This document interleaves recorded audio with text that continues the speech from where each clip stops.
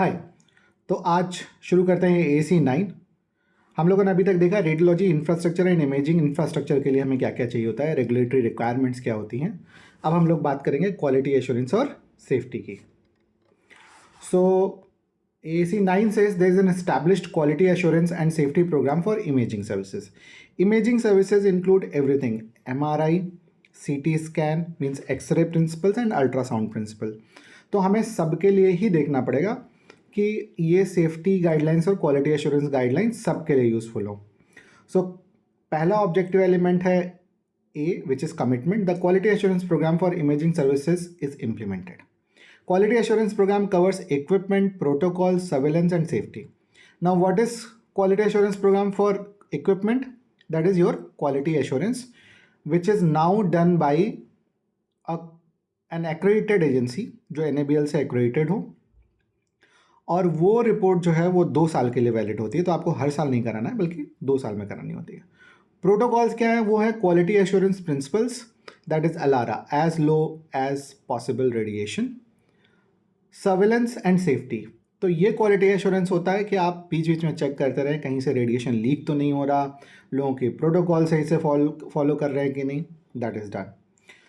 ARB requirements are met, so जो safety requirements हैं वो आप मीट करते हैं। Safety equipment shall go testing as stated in AAC9I। तो अभी हम आगे आएंगे, हम लोग इस पर डिस्कस करेंगे। ALARA principle should be followed, जो मैंने आपको बताया। B इज अचीवमेंट, तो अगर आप पहली बार अप्लाई कर रहे हैं, नई एप्लीकेशन है, तो B आपके लिए एप्लीकेबल नहीं होगा। सर्विलेंस के समय आपके लिए एप्लीकेबल होगा। और system is in place to ensure that appropriateness of the investigation and procedure for the clinical indication. इसमें इनका मेनली ये कहना है कि साहब जहाँ पे भी आप टेस्ट लिखे जा रहे हैं, वहाँ पे जो टेस्ट रिसीव कर रहा है वो एक बार अप्रोप्रिएटनेस चेक कर ले। उन्होंने एक एग्जाम्पल दिया है कि if mammography is suggested for a 25 years old lactating female, alternative and better diagnostic tool can be ultrasound. Ultimately वही होगा जो क्लिनिशियन चाहेगा। तो उन्होंने ये प्रिंसिपल लिखा है कि रेडियोलॉजिस्ट को चाहिए कि वो प्रिस्क्राइबिंग फिजिशियन से या सर्जन से बात कर ले और उसका कंसर्न समझ ले कि यही टेस्ट क्यों लिखा गया, और अल्टरनेटिव सजेस्ट कर दे। ऐसा कोई भी कम्युनिकेशन रिकॉर्ड होना चाहिए। जो मतलब प्रिस्क्रिप्शन कुछ और है, टेस्ट कुछ और किया गया, तो that should be noted somewhere. Internal audit किया जाना चाहिए कि इस तरह के कितने प्रोटोकॉल चेंज किए गए, किस स्पेशलिटी में ज़्यादा चेंज किए गए, और इस तरह के ये जो डिस्कशन है वो क्लिनिकल को रेडियोलॉजिकल मीटिंग का हिस्सा बने। अगेन CB अचीवमेंट है objective element. The program addresses periodic internal and external peer review for imaging results using appropriate sampling. This is now very clearly they have said that it is applicable for CT scan and MRI. The peer review shall be done in structured manner. Sample size and periodicity is defined by the organization. तो एक structured manner होना चाहिए, नहीं pre defined interval पे होना चाहिए कि 3 महीने में आप एक बार करोगे, हर महीने करोगे, साल में एक बार करोगे, 6 महीने में एक बार करोगे। यहाँ पे मैं आपको सजेस्ट करूँगा 2 चीज़ें। एक तो 3 महीने में एक बार करें, that's a good interval, because equals जो लैब में होता है वो जो लोएस्ट फ्रीक्वेंसी इक्वास है वो 3 महीने का है। तो आप उसे अपना प्रिंसिपल मानते हुए 3 महीने में एक बार इसको कंपैरिजन कर सकते हैं। कंपैरिजन में करना क्या है, आप जो कॉम्प्लेक्स रिपोर्ट हो जिसमें कुछ एक्चुअली क्लिनिकल फाइंडिंग्स हो रिपोर्ट करने की, वो आपको किसी और सेंटर में भेजनी है। अभी मैं इंटर लैब कंपैरिजन की बात कर रहा हूँ, पीयर रिव्यू पे आएंगे अभी। वो आपको फिल्म दूसरे सेंटर पे कहीं भेजनी है जहाँ से वो लोग अपनी रिपोर्ट देंगे और आपको अपनी रिपोर्ट से उसे कंपेयर करना है, और आपका रेडियोलॉजिस्ट फिर साइन करेगा कि नहीं, देयर वाज नो डिफरेंस। ठीक है। अगर डिस्प्यूट है तो आप एक तीसरी जगह पे भेजेंगे और फिर जो 2 रिपोर्ट मैच करेंगे उसे माना जाएगा। Now what is peer review? Peer review is only possible जब आपके यहाँ सेटअप में CT स्कैन और MRI हो और उसमें काम करने के लिए 2 रेडियोलॉजिस्ट हों, तभी ये पीयर रिव्यू कहलाएगा। अदरवाइज तो ये इंटरलैब कंपैरिजन हो जाएगा। तो पीयर रिव्यू के केस में आपको क्या करना है कि अगर 2 रेडियोलॉजिस्ट हैं तो वो कुछ रिपोर्ट्स में दोनों लोग कनकर करके एक साथ डिस्कस करके साइन करेंगे कि हाँ, हमने एक दूसरे की रिपोर्ट देखी थी और रिपोर्ट सही थी।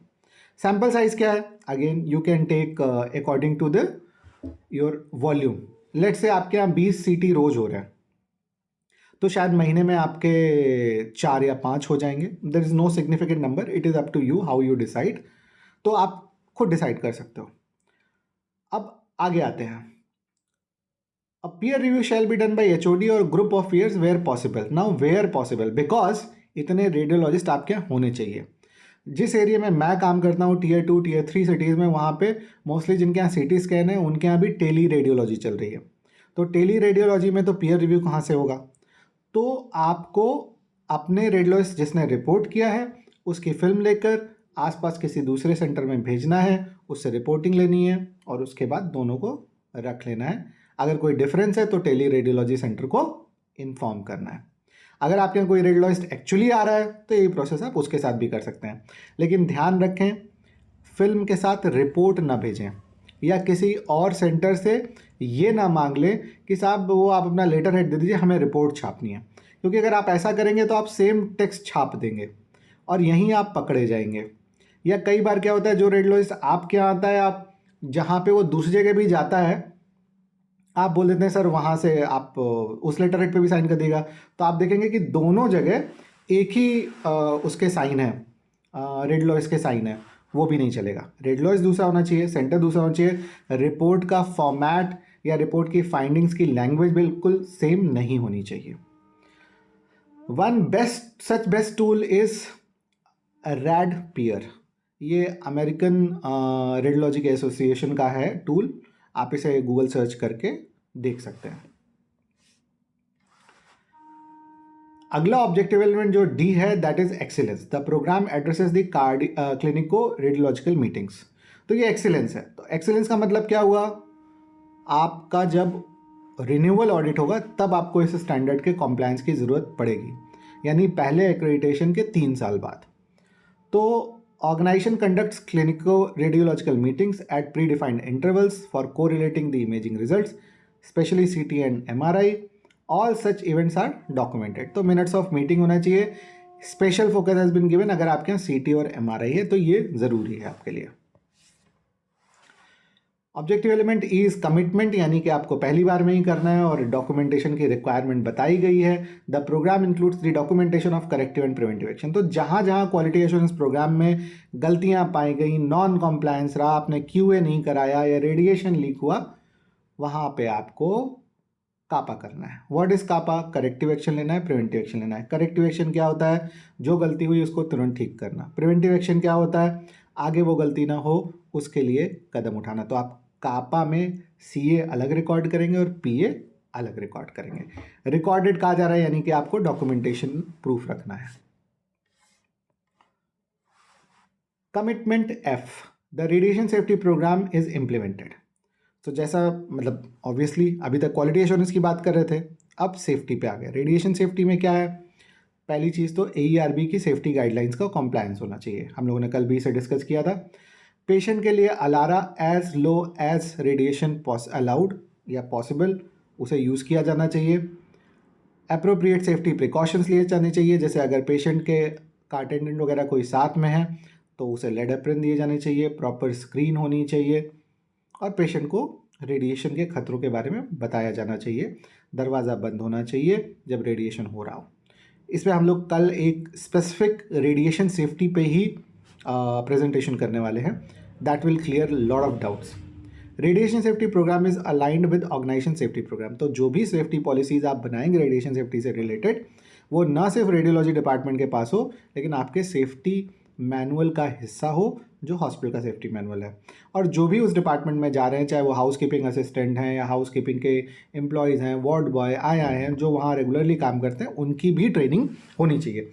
अक्सर हम लोग करते क्या हैं, हम लोग सिर्फ रेडियोलॉजी टेक्नीशियंस यानी X ray technician, CT scan technician, ERCP technician, OT technician, उनको तो ट्रेन कर देते हैं.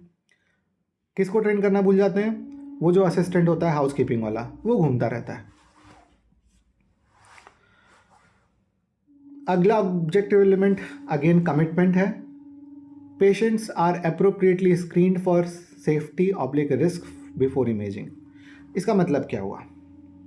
पहली चीज़ तो एक प्रिकॉशन नोटिंग जो AERB प्रिस्क्राइब करता है वो आपके एक्सरे रूम के बाहर, CT स्कैन रूम के बाहर होना चाहिए कि प्रेग्नेंट फीमेल्स को पहले से इन्फॉर्म करना है दैट दे आर प्रेग्नेंट।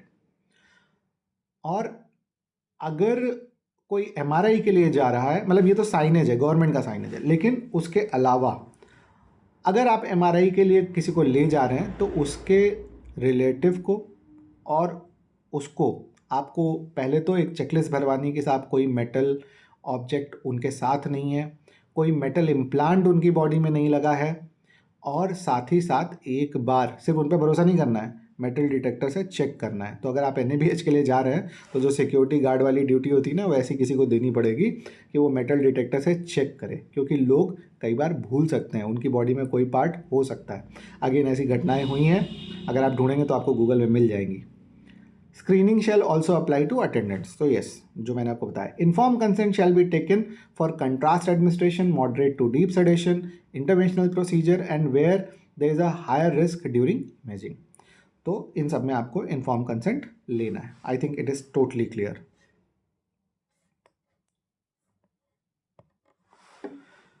अगला objective element H, again commitment है। Imaging personnel and patients use appropriate radiation safety and monitoring devices where applicable.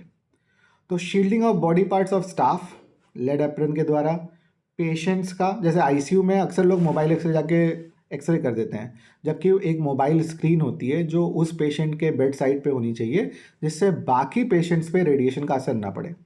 और अगर किसी पेशेंट के साथ आपको एक्सरे रूम में या CT स्कैन रूम में अटेंडेंट को ले जाना है तो आपको उसे लेड एप्रन देना चाहिए। The number of such devices shall be adequately available. तो ऐसा नहीं है कि सिर्फ 2 हैं, डॉक्टर ने पहन ली, टेक्नीशियन ने पहन ली, अटेंडेंट के लिए नहीं बची, या 2 टेक्नीशियन या 2 डॉक्टर हो गए तो सिर्फ 2 ही थी, तो डॉक्टर ने पहन ली लेकिन टेक्नीशियन को नहीं मिला। तो अगर आपको ऐसा लगता है कि आपके यहाँ ऐसा होने वाला है तो आप अप्रोप्रिएट नंबर रखें अपने यहाँ लेड एप्रन्स का।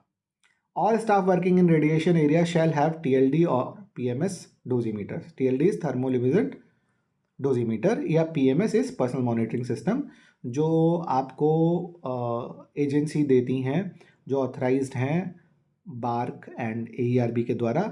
नॉर्थ इंडिया में वो अल्ट्राटेक लेबोरेटरीज है जहाँ से आपके यहाँ TLD बैचेस आते हैं। तो ये उन हर स्टाफ के पास होनी चाहिए जो एक्सरे डिवाइस पे काम करने वाले हैं। एक्सरे डिवाइसेस कल भी मैंने आपको बताई थी, mobile x ray, fix x ray, C arm, dental x ray, OPG, mammography, bone densitometry, cath lab, CT scan. इतने तो एकदम स्टैंडर्ड हैं जिसमें काम करने वालों को पक्का और फ्लोरोस्कोपी पक्का TLD बैच चाहिए।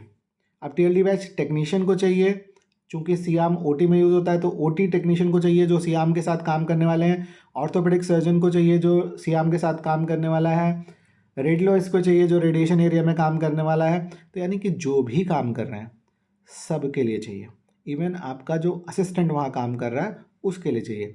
साथ में एक कंट्रोल चाहिए, इस कंट्रोल की चर्चा हम कल की प्रेजेंटेशन में करेंगे।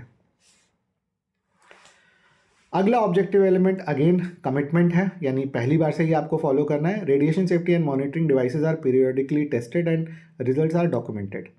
सो लेड एप्रन, आप ये देखिए ये 9I है, जो पहला हम लोगों ने AAC 9 में A डिस्कस किया था, वहाँ लिखा हुआ था कि 9I इज कॉम्प्लाइड, तो यही है वो 9I। Lead apron and other protective devices should be tested for checks and damages. तो हर 6 महीने में आपको लेड एप्रन का एक्सरे करके और उसे रिपोर्ट बना के रखना है कि इसकी जो लेड लाइन है वो क्रैक नहीं हुई है, कोई डैमेज नहीं है। अब the monitoring is done periodically, तो वो मैं बता रहा हूँ आपको 6 महीने में आप कर लें। The images are stored for records, तो न सिर्फ रिपोर्ट बना के रखें, इमेज भी रखनी है। ज़रूरी नहीं है कि फिजिकल इमेज रखें, अगर आपके पास डाइकॉम रीडर है, कंप्यूटर में स्टोरेज है, या फिर एक हार्ड डिस्क रख लें, उसमें ये स्टोर कर लें। जब आए असेसर और पूछे फिल्म के बारे में तो आप उसे दिखा दें, उसी डाइकॉम रीडर पे दिखा दें, not a problem. TLD badges are replaced with new after desired interval. TLD badges हर 3 महीने में रिप्लेस होते हैं। आपके यहाँ अल्ट्राटेक लेबोरेटरीज नॉर्थ इंडिया में उन्हें पहले ही भेज देता है। जैसे मान लीजिए अभी चल रहा है जनवरी, तो जनवरी, फरवरी, मार्च का जो TLD बैच होगा वो दिसंबर 20 या 25 तक आपके यहाँ आ गया होगा। आपसे एक्सपेक्टेड ये है कि आप 1 जनवरी से उसे यूज़ करना शुरू करें, ना कि 25 दिसंबर से। 1 जनवरी से यूज़ करना शुरू करें और 1 जनवरी को जो पुराना वाला अक्टूबर, नवंबर, दिसंबर का TLD बैच आप यूज़ कर रहे थे वो वापस अल्ट्राटेक लैबोरेटरीज़ को भेज दें। अगर इन सब में कोई भी डेविएशन होता है, आप लेड की एप्रिन की टेस्टिंग नहीं कर पाए, TLD बैच खो दिया, किसी का बना नहीं, कोई एक्सपोज हुआ अननेसेसरीली, वो एक डेविएशन है, यानी स्टैंडर्ड प्रोसेस से आप कुछ अलग गए हैं, नॉन कन्फॉर्मिटी आई है, उसका करेक्टिव एक्शन और प्रिवेंटिव एक्शन आपको रिकॉर्ड करना है। Now J. Imaging and ancillary personnel are trained in the imaging safety practices and radiation safety measures. तो आपको किस चीज़ की ट्रेनिंग देनी है? MRI में मैग्नेटिक फील्ड के लिए, रेडिएशन में रेडिएशन सेफ्टी के लिए। अगर आपके MRI है तो मैग्नेटिक फील्ड की ट्रेनिंग देनी है, रेडिएशन सेफ्टी की ट्रेनिंग तो हर अस्पताल में होनी चाहिए। कल इसका एक वीडियो मैं बनाने वाला हूँ because I feel that it is a very under addressed thing कि RSO कौन होता है, किसको ज़रूरत होती है, रेडिएशन सेफ्टी क्या होती है। तो कल मैं 2 वीडियो बनाऊंगा, एक रेडिएशन सेफ्टी ऑफिसर को लेकर और दूसरा रेडिएशन सेफ्टी को लेकर। कि imaging signages is prominently displayed in all appropriate locations. तो इमेजिंग साइनेजेस क्या है? इमेजिंग साइनेजेस आर बेसिकली, पहली चीज़ तो 2 साइनेजेस बिल्कुल डिफाइंड है, कल भी हम लोगों ने डिस्कस करी थी। वो आपको, आप लिखोगे रेडिएशन साइन AERB, आपको गूगल में सर्च रिजल्ट में मिल जाएगा। AERB की साइट पे ही जाके ही देखिएगा, क्योंकि अब्रॉड में जो साइन यूज़ हो रहे हैं वो हमारे यहाँ न्यूक्लियर मेडिसिन के लिए यूज़ होते हैं और अक्सर लोग उन गलत चीज़ों में पड़ जाते हैं। कल की प्रेजेंटेशन में मैं वो साइनेज भी आपको दोनों दिखाऊंगा कि सही साइनेज क्या है और गलत साइनेज क्या है। रेगुलेटरी रिक्वायरमेंट्स मीट होनी चाहिए। रेगुलेटरी रिक्वायरमेंट यही है कि सही साइन लगाओ, और ये साइनेज कहाँ लगी होनी चाहिए? सिर्फ X ray room, CT scan room में नहीं, OT में भी, ERCP में भी। क्यों? क्योंकि वहाँ पे भी रेडिएशन सेफ्टी होनी चाहिए।